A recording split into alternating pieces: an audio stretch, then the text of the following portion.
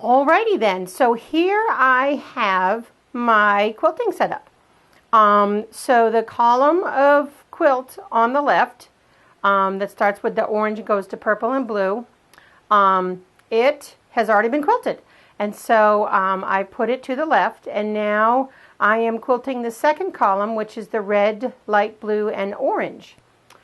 And so I've done the red portion, and now I'm in the middle of quilting the light blue portion. And so what you can see is that I'm only going to ever have to go up to here. I'm only going to have to get this underneath the needle here. So I'm only ever pushing at most 17 or 18 inches of the quilt sandwich underneath the arm of my Juki, which indeed does have a pretty nice big space underneath there. But anyways, this makes everything so much easier, okay? And one of the things that I do when I'm quilting bigger projects is, if you see, this is supported, and obviously my chair would be sitting right here, okay? So what I do is I have a thread cabinet that usually lives actually just to the right of my sewing machine next to the table. But so I move that over here, right snug up against my left leg, and that helps support the weight of the quilt while I'm quilting it. And everything, so what we're going to do is we're going to quilt this column and then add another one and then add another one. So, you know, I'll keep having more and more quilts to support, and having that table there really helps that. If you can see at the back, the finished quilting part just gets kind of shoved up against the wall. If my room were bigger, I would put another table at the back there to support, so that it could just keep going off the back. But I'll come back and show you how I manage this without that in just a second. But anyways, hopefully this all makes perfect sense to you now. I have added the third column of blocks, and I'm in the middle of quilting them.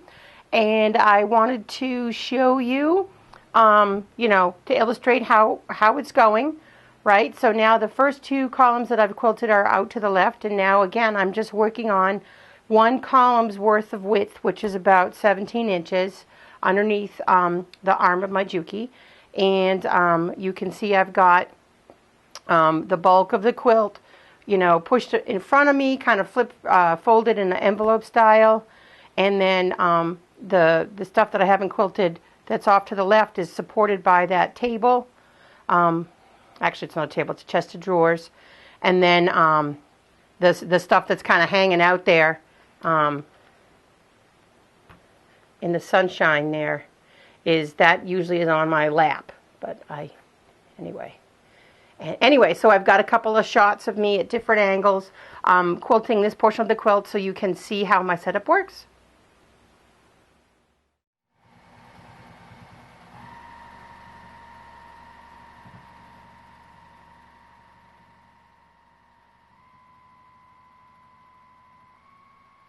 Alright, so here I am quilting away. As you can see, my quilt is moving up and down and side to side with my hands, which is most awesome. And again, I only put the last 18 inches or so underneath the arm of my sewing machine. I've got the quilt accordion folded so that it doesn't fall off the back end of my table. There's a little bit of space there before you push it up against the wall. I wear quilting gloves, and I keep my hands spread out and flat, and that is to provide some support and make sure that I'm not trying to grab and add tension to my hands as I'm quilting. How we doing? Good.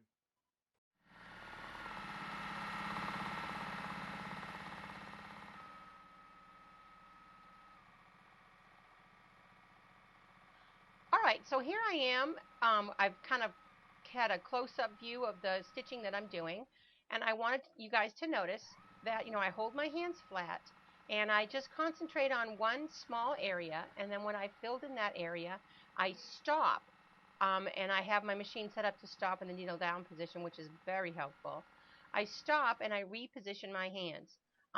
And keep things in get things in place, get the part that I want to stitch nice and flat. So this is a process where you're stitching just a little, 6 inches to 10 inches area, and then you stop and reposition. Stop as much as you can, and then just take it one little bit at a time, and before you know it, you've quilted an entire quilt.